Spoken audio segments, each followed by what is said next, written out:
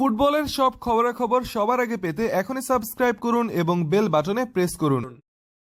চোটের অজুহাতে Lionel Messi জাতীয় দলের হয়ে মরক্কোর বিপক্ষে প্রীতি ম্যাচ না খেলে বার্সেলোনার অনুশীলনে যোগ দিয়েছে, এমনটা জানিয়েছে ইএসপিএন। তারা জানিয়েছে স্পানিওলের বিপক্ষে বার্সা লা লিগার ম্যাচটা খেলবেন লিওনেল মেসি। আন্তর্জাতিক ফুটবলের বিরতির শেষে শনিবার ক্যাম্প নুয়ে বাংলাদেশ সময় রাত 9:15টায় লা লিগায় স্পানিওলের মুখোমুখি হবে বর্তমান চ্যাম্পিয়নরা।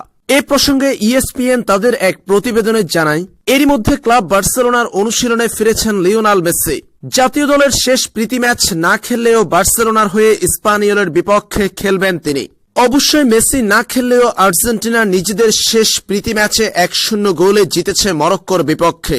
সেই ম্যাচে মেসি না খেলায় কিছুটা ক্ষুব্ধ হয়েছিল তার ভক্ত সমর্থকরা। সে সময় জানা গিয়েছিল পায়ের চোটের কারণে মরক্কোর বিপক্ষে আন্তর্জাতিক প্রীতি ম্যাচ খেলবেন না মেসি। তবে এবার ইএসপিএন দিল দারুণ এক তথ্য। তারা জানিয়েছে মরক্কোর বিপক্ষে না খেলে বার্সেলোনার ক্যাম্পে যোগ দিয়েছেন মেসি এবং খেলবেন লা লিগায় স্পানিওলের বিপক্ষের ম্যাচ। উল্লেখ্য, সেই প্রতিবেদনে উল্লেখ করা হয়েছে বার্সেলোনা ক্যাম্পে যোগ দিবেন ইনজুরিতে পড়া লুইস সুয়ারেজও। তবে ওসমান দেমবেলের ফেরার খবরটি এখনও নিশ্চিত করে কিছু বলা যাচ্ছে না।